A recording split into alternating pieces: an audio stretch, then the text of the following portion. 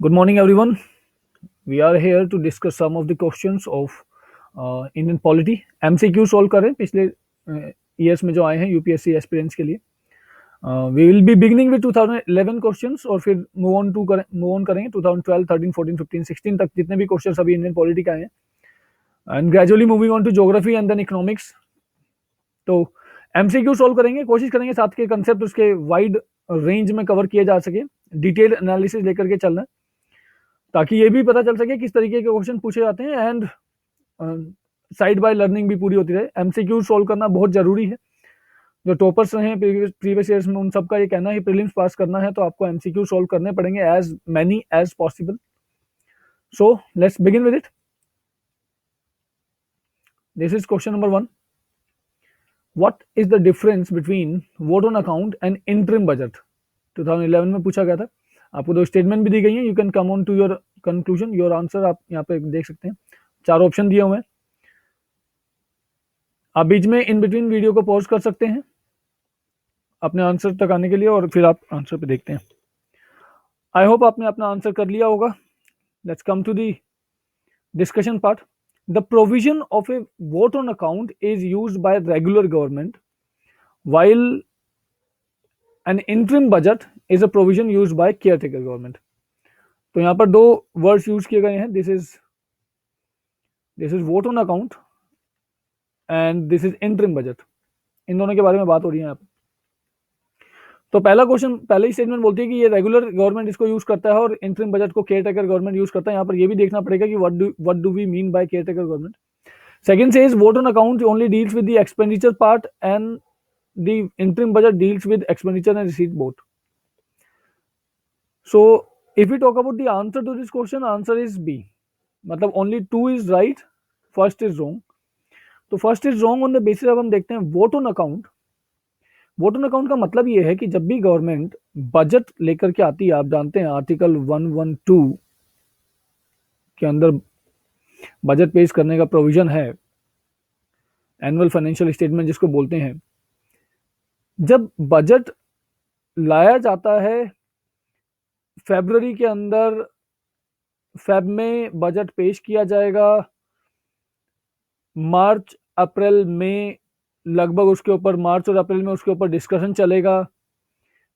31st of March, if we से 31st of मार्च जो कि फाइनेंशियल ईयर की क्लोजिंग है, तब तक की एक्टिविटीज के लिए गवर्नमेंट के पास पैसा है क्योंकि प्रीवियस ईयर का बजट तब तक के लिए प्रोविजन करता है. Let's say if you are talking about 2017, अभी बजट जो आने वाला है, अगर हम अभी बजट में कुछ चेंजेस होने वाले हैं, डेट्स वगैरह आपको शायद मालूम ही होगा, प्रीसीड किया है कुछ, फर्स्ट ऑफ ये फेब में शायद आ जाएगा. तो if you take it normal usual उसमें चलें तो 2017 में मान लो जो भी बजट आएगा, 2016 के बजट के अंदर प्रोविजन है कि 2016 और 17 तक के बजट का पैसा गवर्नमेंट अभी निकाल सकती है, यूज करेगी. कहां से? कंसोलिडेटेड फंड ऑफ इंडिया से. सो 31st ऑफ मार्च तक का तो पैसा गवर्नमेंट के पास है यूज करने के लिए, लेकिन after 31st of March means beginning 1st April, ये जो एक्सपेंडिचर होगा during April and during the mid of till the mid of May, जब तक बजट सेशन के अंदर सारी वोटिंग नहीं हो जाती है, बिल पास नहीं हो जाते हैं, बजट से रिलेटेड बिल पास नहीं हो जाता है, तब तक के लिए एक्सपेंडिचर जो खर्चा है वो कहां से आएगा? क्योंकि अभी तक तो बिल पास नहीं हुए हैं और जब तक बिल पास नहीं होंगे तब तक पैसा नहीं निकाल सकते हैं, क्योंकि without parliamentary approval consolidated fund of India से पैसा नहीं निकाला जा सकता है.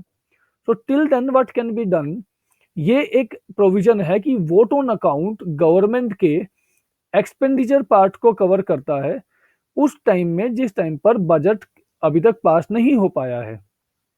तो जब तक बजट पास नहीं होगा, अप्रोक्सीमेटली ये 2 महीने का टाइम, जनरली ये दो महीने का टाइम लिया जाता है इस चीज के लिए. और ये 2 मंथ्स का एक्सपेंडिचर का जो कंसेप्ट है, ये वोट ऑन अकाउंट के द्वारा कंसोलिडेटेड फंड से लिया जाता है.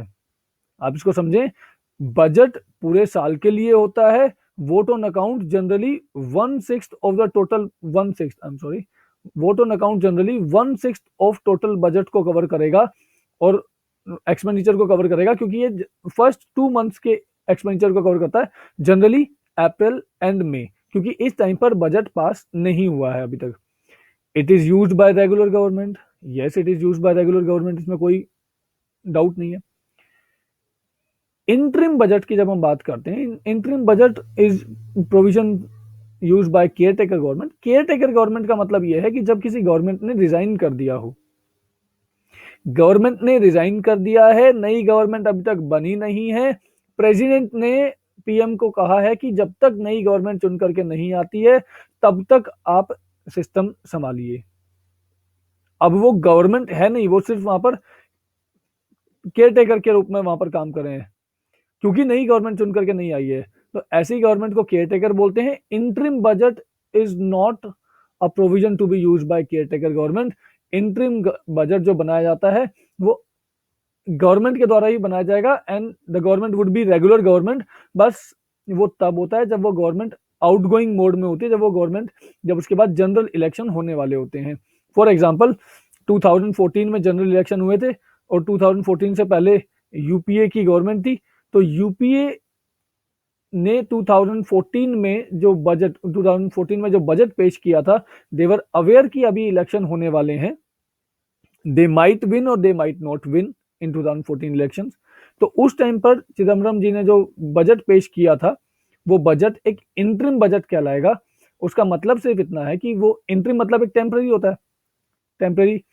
तो इसका मतलब सिर्फ इतना है कि ये बजट पूरे साल भर के लिए नहीं होता है एक तरीके से, या फिर इसके अंदर ऐसे कोई भी चेंजेस नहीं किए जाते हैं जो पॉलिसी चेंजेस हों, बड़े चेंजेस नहीं, बड़ी बड़ी स्कीमें इसके अंदर डिक्लेयर नहीं की जाती हैं, क्योंकि मॉरल अथॉरिटी उस गवर्नमेंट की, एग्जिस्टिंग गवर्नमेंट की वो मॉरल अथॉरिटी नहीं होती है कि वो बड़े चेंजेस लेकर के आए, टैक्स सिस्टम में कोई चेंज लेकर के आए, बड़ी बड़ी स्कीम्स लॉन्च करें, क्योंकि if they are defeated in the coming elections तो फिर वो तो आगे पूरा हो नहीं पाएगा, और आने वाली government may not like the schemes, may not like the changes, तो वो चेंज करना पड़ेगा। इससे पूरी इकोनॉमी में इम्बैलेंस क्रिएट हो सकता है।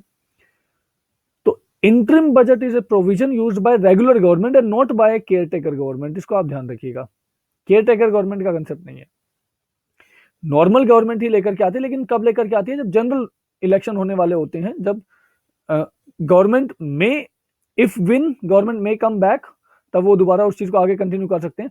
लेकिन एक चीज ध्यान रखिएगा, वोट ऑन अकाउंट जो है वो 1/6 ऑफ द टोटल बजट की बात करता है, और ये 2 महीने के लिए जनरली, ऐसा कोई it is just a convention, ये 3 महीने के लिए भी हो सकता है, 4 महीने के लिए भी हो सकता है, बट जनरली ये 2 महीने के लिए यूज होता है। जबकि interim budget can be sustained for the entire year. ऐसा नहीं है कि ये 2 महीने के लिए होगा, 3 महीने के लिए ही होगा। It can be sustained for the entire year. Just the concept is कि इसके अंदर हम कोई बड़ी स्कीम्स या टैक्स चेंजेस वो सब अप्लाई नहीं करते हैं, क्योंकि moral authority of the government, outgoing government, वो खत्म हो जाती है बड़े चेंजेस डिक्लेयर करने। तो ये आपका vote on account, interim budget. Vote on account regular government बनाएगी, इंटरिम बजट भी रेगुलर गवर्नमेंट ही यूज करेगी, केयर टेकर गवर्नमेंट का कंसेप्ट नहीं है। तो दिस इस रीजन से ये गलत हो जाता है फर्स्ट ऑप्शन। अब फर्स्ट गलत है तो आप इसको गलत मान सकते हैं, ये भी गलत मान सकते हैं। सेकंड स्टेटमेंट पर आते हैं। A vote on account only deals with the expenditure part in government's budget, while an interim budget includes both expenditure and receipt both. Yes, this is right, this is absolutely right.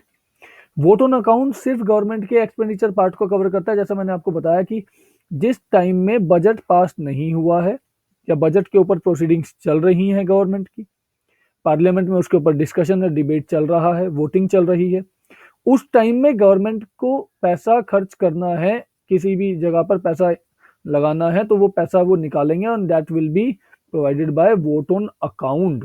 Vote on account अगर हम constitutionally बात करें तो constitution के article 116 के second part में इसके बारे में प्रोविजन है। Article 116 close 2 vote on account. Interim budget जो है वो एक पूरा बजट है जो एक्सपेंडिचर की बात करता है, रिसीट की बात करता है। आप ये भी समझ लीजिए, वो इंटरिम बजट के अंदर भी एक वोट ऑन अकाउंट होगा, क्योंकि जब तक इंटरिम बजट पास नहीं होगा तब तक भी गवर्नमेंट को एक्सपेंडिचर के लिए पैसे चाहिए, और वो भी कैसे आएंगे? तो vote on account is also up inbuilt in interim budget. जब इंटरिम बजट आएगा तो उसके अंदर भी वोट ऑन अकाउंट तो करना पड़ेगा, क्योंकि till the time this budget is passed, vote on account से पैसा आएगा गवर्नमेंट के पास, कंसोलिडेटेड फंड से। सो आप इस चीज को यहां पर समझ सकते हैं। वोट ऑन अकाउंट एक्सपेंडिचर की बात करता है सिर्फ, इंटरिम बजट एक्सपेंडिचर रिसीट सब कुछ एक नॉर्मल बजट है, बस उसके अंदर बड़ी स्कीम्स लागू नहीं की जाती हैं। एंड फॉर दैट रीजन ये सही है, ये गलत है, इसलिए आपका only 2 second portion this is right. I hope आपको ये चीज समझ में आई है। आप इसके बारे में पढ़ सकते हैं, इसको दोबारा रिव्यू कर सकते हैं, देख सकते हैं। Okay, then we come on to the next question. Next question says, yes, okay, you may read the question. This talks about minority status. In India, if a religious sect or community is given the status of a national minority, what special advantages it is entitled to? It can establish and administer exclusive educational institutions बना सकते हैं। President of India automatically nominates a representative of the community to लोक सभा, राष्ट्रपति nominate करेंगे, या फिर वो प्रेसिडेंट के 15 पॉइंट्स प्रोग्राम से बेनिफिट अवेल कर सकते हैं। इन तीनों में से क्या चीजें वो अप्लाई कर सकते हैं? तो आंसर टू दिस क्वेश्चन, आप अपना आंसर लेकर सोच सकते हैं। Answer to this question will be 1 and 3, that mean second is wrong. अगर हम किसी भी रिलीजियस सेक्ट या कम्युनिटी को नेशनल माइनॉरिटी का स्टेटस देते हैं, तो obviously article 30 of the constitution के अनुसार वो अपने एजुकेशनल इंस्टीट्यूशन स्टैब्लिश भी कर सकते हैं, उन्हें एडमिनिस्टर भी कर सकते हैं, चला सकते हैं, उसमें कोई भी दखल अंदाजी नहीं की जाएगी। आर्टिकल 30 से सो आर्टिकल 30 रिलीजियस माइनॉरिटीज को ये परमिशन देता है कि वो अपने एजुकेशनल इंस्टीट्यूशन चलाएं। जैसे मदरसे चलाने हैं जो मुस्लिम्स के लिए हैं, या ऐसा जैनिज्म के लिए या बुद्धिस्ट के लिए, मॉन्क्स के लिए मठ वगैरह की वगैरह चलाना, तो ये सब अलाउड है एज पर आर्टिकल 30, तो दिस इज राइट। प्रेसिडेंट ऐसा कुछ लोकसभा में इलेक्ट करेंगे रिलीजियस माइनॉरिटीज के लिए, ऐसा कोई भी प्रावधान नहीं है हमारे कॉन्स्टिट्यूशन में, इसको आप बिल्कुल छोड़ सकते हैं। It can drive benefit from the prime minister 15 point program, ये बिल्कुल सही है। दिस प्रोविजन और this program was launched in 2005 by UPA government. 2005 में ये लॉन्च किया गया था प्राइम मिनिस्टर 15 पॉइंट प्रोग्राम। ये रिलीजियस माइनॉरिटीज के डेवलपमेंट के लिए है, उनके बेटरमेंट के लिए है, कि उनको उनको एजुकेशनल बेनिफिट मिलता रहे, उनको क्रेडिट सिस्टम सही टाइम पर मिलता रहे, और उनको सोसाइटी में बराबर लेवल पे हर जगह पर उनको जितनी भी रिलीजियस माइनॉरिटीज हैं उनको सोसाइटल लेवल पर अपलिफ्टमेंट के लिए 15 point program government prime minister 15 point programme है। ये 2005 में लॉन्च किया गया था और ये रिलीजियस माइनॉरिटीज के लिए है, इसलिए यहां से डेफिनेटली उनको बेनिफिट मिलेगा। So second is wrong, first is right, third is right, तो answer would be C. Recently, now we have 6 national religious minorities in India. Jains were given this minority status in 2014. उससे पहले हमारे पास यहाँ पर Muslims हैं इस list में, Muslims minority status में है, बुद्धिस्ट हैं, पारसीज हैं, जेन्स जो अभी इंक्लूड किए गए थे, क्रिश्चियंस हैं,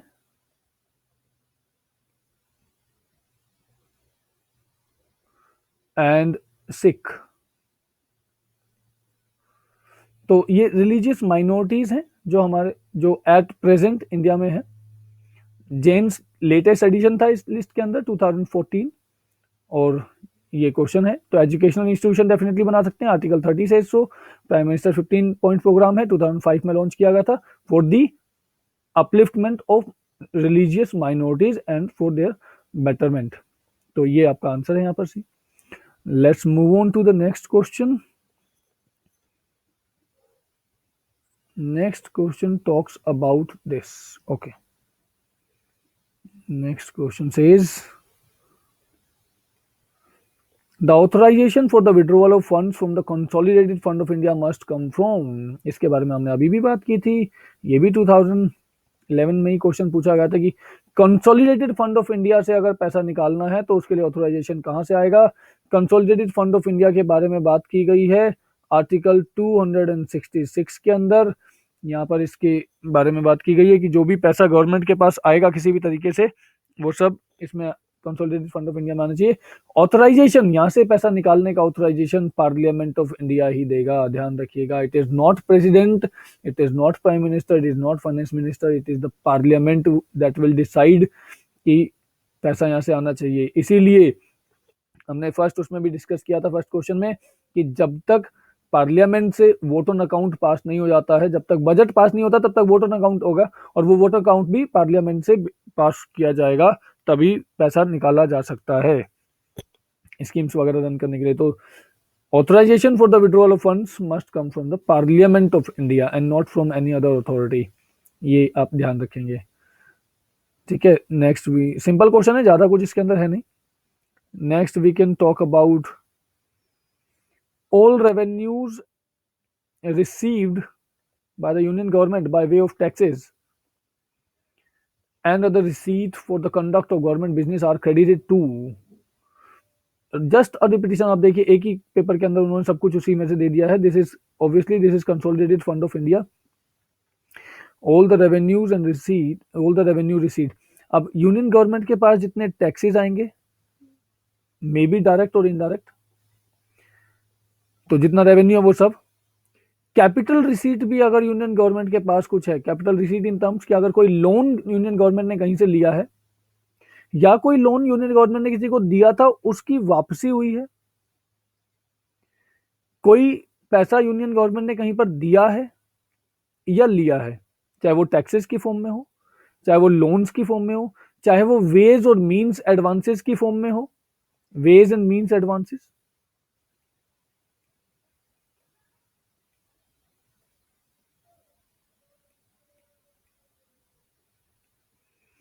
किसी भी फॉर्म में जो भी पैसा लिया गया है यूनियन गवर्नमेंट के द्वारा, सेंट्रल गवर्नमेंट के द्वारा, या उससे दिया गया है, वो सब कंसोलिडेटेड फंड ऑफ इंडिया के अंदर आएगा, यहाँ पर क्रेडिट किया जाएगा, निकाला भी यहीं से जाएगा with the approval, with the authorisation given by the parliament, और क्रेडिट भी यहीं पर होगा, डेबिट भी यहीं से होगा, और इसके लिए पार्लियामेंट की अनुमति चाहिए।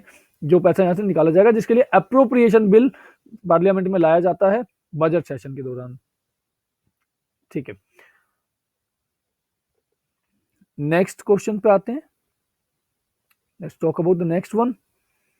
Next question says when the annual union budget is not passed by Lok Sabha, when the annual union budget, अगर लोकसभा बजट में जो बिल आएगा पार्लियामेंट में, अगर उसको पास ना करे तो क्या होगा।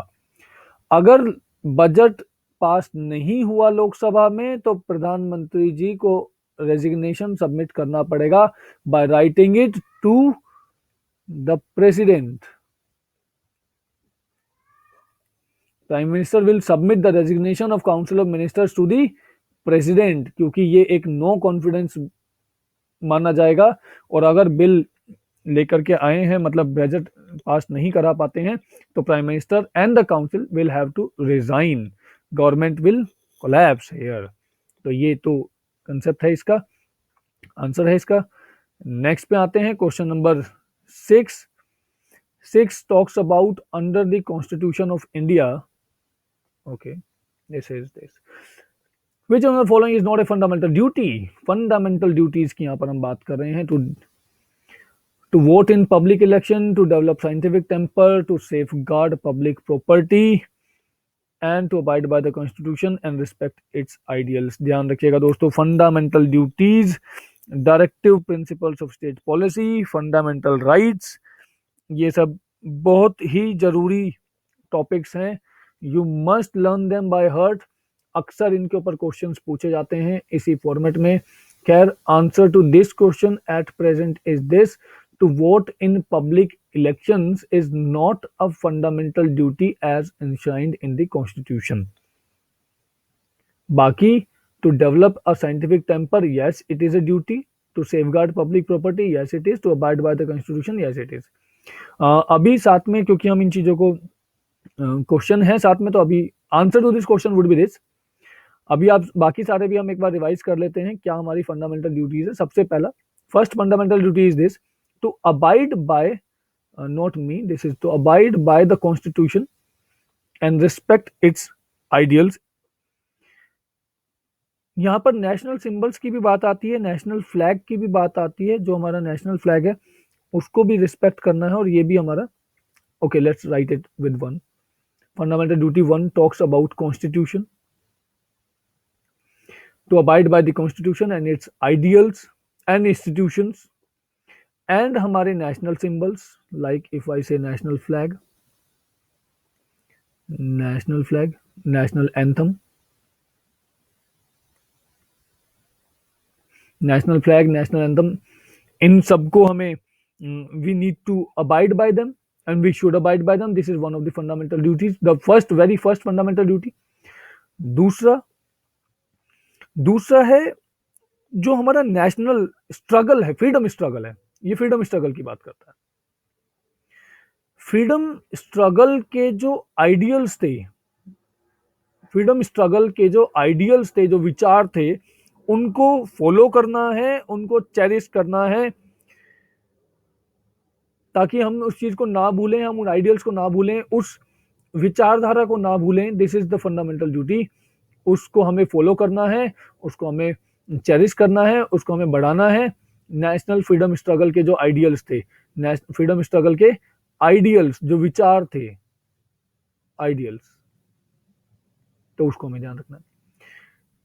तीसरा जो फंडामेंटल ड्यूटी हमारी, हम अपनी कंट्री की सॉवरेनिटी, हम अपनी कंट्री की सॉवरेनिटी को बचा करके रखेंगे।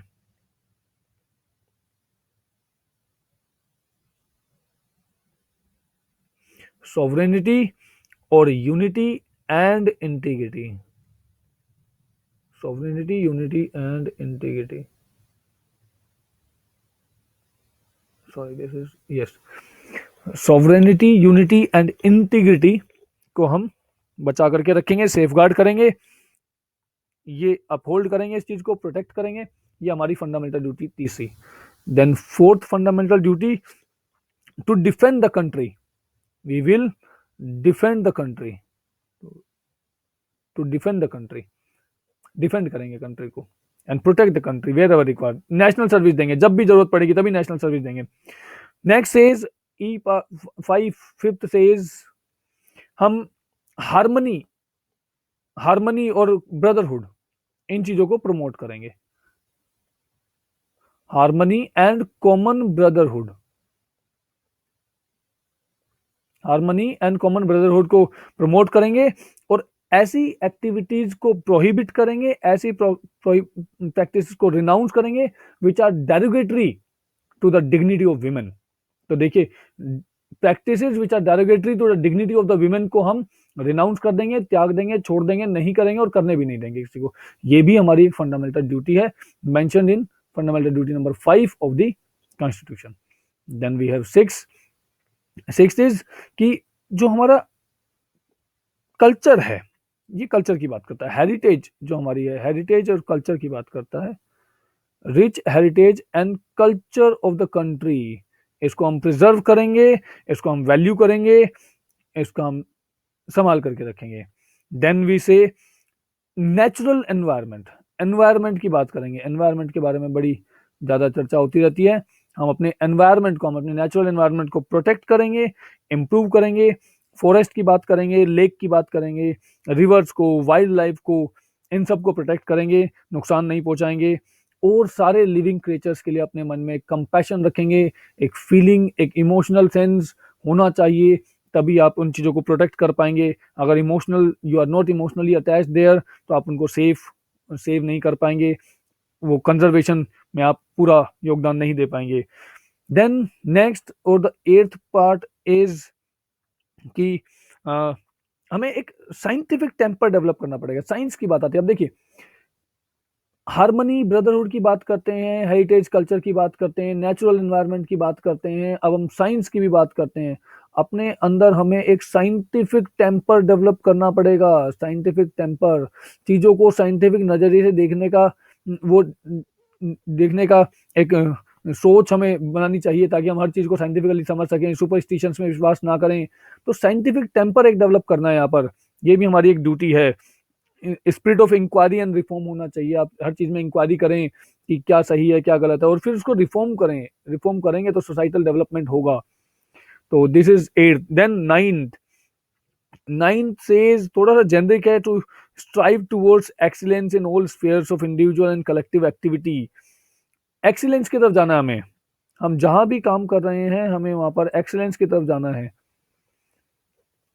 ठीक है, ताकि ह्यूमैनिटी के डेवलपमेंट की तरफ काम कर सकें, कलेक्टिवली हम काम कर सकें, ताकि नेशन हमारा रेगुलरली और कॉन्स्टेंटली राइज करता रहे, अचीवमेंट हमारी बढ़ती रहे।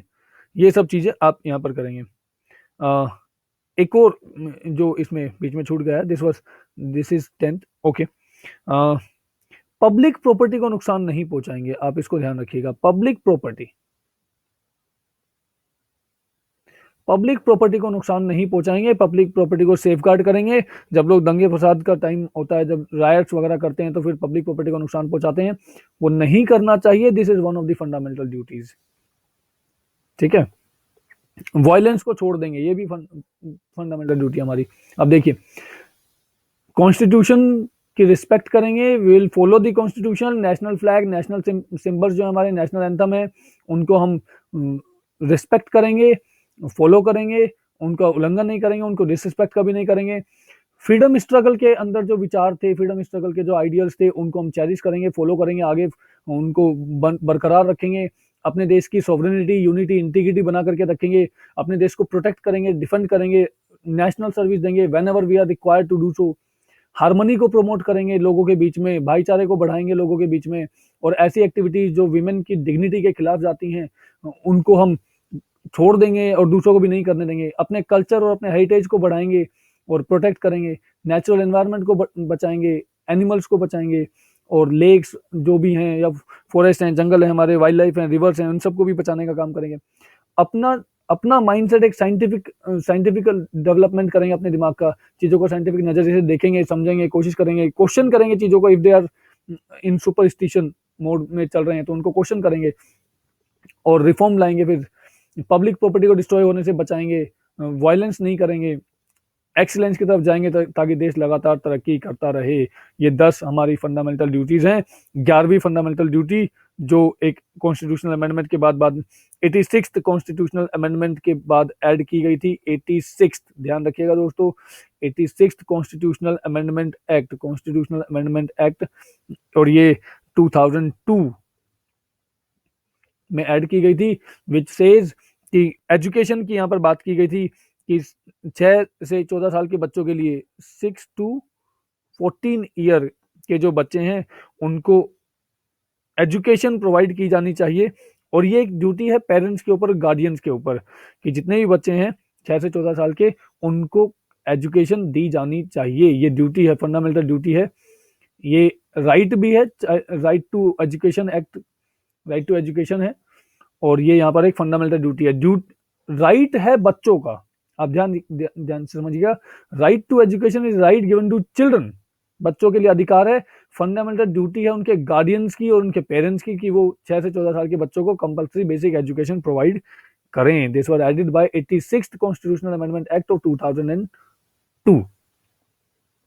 Out of the 4, to vote in public elections is not a duty.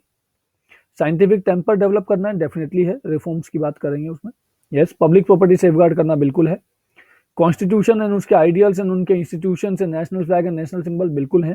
So all these are fundamental duties, but not this one.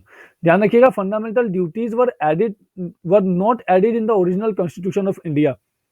Fundamental duties हमारे ओरिजिनल कॉन्स्टिट्यूशन में नहीं थी, they were added by the 42nd constitutional amendment act, 42nd constitutional amendment act which came in 1976 and after the recommendation of सरदार स्वर्ण Singh committee.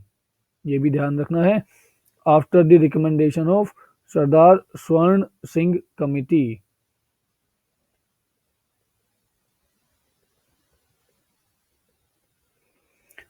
Fundamental duties ये original constitution में नहीं थी, सरदार स्वर्ण सिंह कमेटी की रिकमेंडेशंस के बाद 1976 में 42nd कॉन्स्टिट्यूशन अमेंडमेंट से इनको जोड़ा गया था। इनको जोड़ा गया था पार्ट 4 ऑफ द कॉन्स्टिट्यूशन के अंदर, आर्टिकल 51A, यहाँ पर इनको ऐड किया गया है कॉन्स्टिट्यूशन के अंदर।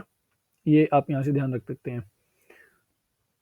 This was about fundamental duties. Next time हम कोई भी क्वेश्चन फंडामेंटल ड्यूटीज के ऊपर क्वेश्चन सोल्व करेंगे, तब हम इनको रिवाइज भी करेंगे और फंडामेंटल ड्यूटीज से संबंधित और चीजों को भी फिर डिस्कस करेंगे कि इनका क्रिटिसिज्म क्या है। बहुत सारे लोग फंडामेंटल ड्यूटीज को क्रिटिसाइज करते हैं, ये बोलते हैं कि ये वेग हैं, एब्सोल्यूट टर्म्स नहीं दी हुई हैं, वेग टर्म्स में मेंशन है, कुछ कंपैरिजन है, कुछ कन्फ्लिक्ट है फंडामेंटल ड्यूटीज के साथ, डायरेक्टिव प्रिंसिपल्स के साथ या फंडामेंटल राइट्स के साथ, इस तरीके से। तो उन सब सारी चीजों को भी समझेंगे as soon as we come across other questions. So अभी के लिए भी come to the next question. इसको मैं क्लीन अप कर देता हूँ। Next question is with reference to the Finance Commission of India, which of the following statements is correct? Finance commission से संबंधित आपने ये चीज बतानी है। तो first line says it encourages the inflow of foreign capital for infrastructure development, inflow of foreign capital for infrastructure development, facilitates the proper distribution of finances among public sector undertakings, it ensures the transparency in financial administration। Finance commission of India की बात कर रहे हैं, article number 280। We will be talking about articles, कभी कभार शायद ज्यादा तो नहीं पूछे जाते, लेकिन फिर भी अगर कहीं पर आ जाएंगे तो थोड़ा बहुत हम देखते रहेंगे साथ साथ। आई होप आपने अपना आंसर मार्क कर लिया होगा। Answer to this question is D, finance commission का इनमें से कोई भी काम नहीं है। फाइनेंस कमीशन कैपिटल फ्लो की बात नहीं करता है, आप इस चीज को ध्यान रखेंगे, कैपिटल फ्लो की बात नहीं करता है। पब्लिक सेक्टर अंडरटेकिंग्स के बीच में डिस्ट्रीब्यूशन कैसे करना है उसकी भी बात नहीं करता है, और ट्रांसपेरेंसी इन फाइनेंशियल एडमिनिस्ट्रेशन इसके लिए नहीं है। अगर हम एक्टिविटीज की बात करें, फाइनेंस कमीशन क्या करता है, हम उसको देख सकते हैं। फाइनेंस कमीशन के जो काम है उनमें से पहला जो हम अगर मेंशन करें, फर्स्ट एक्टिविटी जो फाइनेंस कमीशन करता है, सेंटर और स्टेट, आप इस चीज को समझें, सेंटर और स्टेट के बीच में पैसे का, टैक्सेस का नेट डिस्ट्रीब्यूशन जो होगा वो फाइनेंस कमीशन रिकमेंड करता है between centre and states. And जो स्टेट्स को दिया जाएगा उसमें स्टेट और स्टेट के बीच में कितना वो करना है, centre and state and then within states, ये डिस्ट्रीब्यूशन कौन रिकमेंड करेगा, ये फाइनेंस कमीशन करेगा। ठीक है, यहां पर क्या दिया हुआ है, proper distribution of financial among public sector undertaking, नहीं पब्लिक सेक्टर अंडरटेकिंग नहीं, state and centre and state and state, मतलब centre and state and state and state, उसमें डिस्ट्रीब्यूशन है। ठीक है, उसके बाद दूसरी जो ड्यूटी है फाइनेंस कमीशन की वो है कि किस बेसिस पर करें, डिस्ट्रीब्यूशन करना है या स्टेट्स को पैसे देने हैं। अभी सेंटर स्टेट्स को जो पैसे देगा तो उसके लिए कुछ प्रिंसिपल्स होने चाहिए, कुछ सिद्धांत होने चाहिए, कुछ टेनर्स होने चाहिए या कुछ रूल्स होने चाहिए। तो वो प्रिंसिपल्स क्या हैं, वो रूल्स क्या हैं जिस बेसिस पर सेंटर स्टेट्स को पैसा देगा, सेंटर स्टेट्स को जो ग्रांट इन एड देगा किस बेसिस पर दिया जाए। कंसोलिडेटेड फंड ऑफ इंडिया से अगर सेंटर, ध्यान रखिएगा, कंसोलिडेटेड फंड ऑफ इंडिया से अगर सेंटर कुछ पैसा स्टेट को दे ग्रांट इन एड के तौर पर, ग्रांट के तौर पर, तो वो पैसा किस बेसिस पर दिया जाए, what are the principles, this principles are recommended by finance commission. ठीक है, तीसरा काम जो यहां पर है कि स्टेट के जो अपने कंसोलिडेटेड फंड है, consolidated fund of state, consolidated fund of states जो है, इनको बढ़ाने के लिए, इनको इंक्रीज करने के लिए क्या मेजर्स लिए जाएं, ये भी फाइनेंस कमीशन रिकमेंड करता है। कौन फॉलो कर रहा है कौन नहीं कर रहा वो अलग बात है, but consolidated fund of state को ऑगमेंट करने के लिए, बढ़ाने के लिए जो मेजर्स लिए जाने चाहिए ताकि पंचायत और म्युनिसिपैलिटीज को ज्यादा पैसा दिया जा सके, उनके रिसोर्सेज को बढ़ाया जा सके, तो ये भी फाइनेंस कमीशन डिसाइड या रिकमेंड करता है। और इसके अलावा कोई भी ऐसा मैटर जिसको हम अदर मैटर्स बोलते हैं, कोई भी ऐसा मैटर जो फाइनेंस कमीशन को प्रेसिडेंट के द्वारा दिया जाएगा या बताया जाएगा, वो भी फाइनेंस कमीशन के अंदर, फाइनेंस कमीशन की ड्यूटीज के अंदर आता है। तो ये 4 काम है, सेंटर स्टेट के बीच में कितना पैसा कैसे डिस्ट्रीब्यूट करना है टैक्सेस को, और स्टेट विद इन स्टेट में कैसे डिस्ट्रीब्यूट करना है, प्रिंसिपल्स क्या है, किस बेसिस पर ग्रांटेड एड दिया जाएगा स्टेट्स को, और कंसोलिडेटेड फंड ऑफ स्टेट को बढ़ाने के लिए क्या किया जाए। और राष्ट्रपति जी अगर अलग से कुछ बताते हैं, कोई और काम अगर इनको हैंड ओवर करते हैं, तो ध्यान रखिएगा president not the parliament, other matters as recommended by president, ये क्वेश्चन दिया जा सकता है, यहां पर पूछेंगे as other matters as recommended by the parliament और द प्राइम मिनिस्टर और the finance minister, no, the president only can do that. इनमें से तो कुछ भी नहीं है, तो आंसर आपको हो जाएगा डी। फाइनेंस कमीशन के बारे में बात करें, अब ये सारी रिकमेंडेशन तो कर देते हैं, लेकिन उसके बावजूद भी ये एक एडवाइजरी बॉडी है, ध्यान रखिएगा, finance commission is an advisory body. तो ये जो भी रिकमेंड करते हैं वो बाइंडिंग नहीं होता है गवर्नमेंट के ऊपर कभी भी, it is just an advisory body. Advisory body है, इसके साथ साथ ये भी है कि ये क्वासी जुडिशियल बॉडी है, ये ध्यान रखिएगा। कॉन्स्टिट्यूशन के अंदर मेंशन है, क्वासी जुडिशियल है, कॉन्स्टिट्यूशन के अंदर है, तो ये कॉन्स्टिट्यूशनल बॉडी है, it is a constitutional body. इस तरीके की टर्म्स दी जाती हैं कि it is a constitutional body, it is quasi judicial in nature, it is advisory, या इट इज इसकी रिकमेंडेशन बाइंडिंग होंगी या नहीं होंगी, तो it is just a constitutional body, it is a advisory body and not binding. Finance commission के अंदर एक चेयरमैन होते हैं प्लस इसके 4 मेंबर होते हैं, 4 मेंबर होंगे, एक इनके चेयरमैन होते हैं। इनके बारे में आप इतना थोड़ा सा और जान सकते हैं कि इनका जो पीरियड है, जो टाइम पीरियड है इनका, it is determined by president. जो इनका टाइम पीरियड है, कितने टाइम के लिए ऑफिस में रहेंगे, president will decide their tenure, tenure is decided by president, तो फिक्स टर्म नहीं है।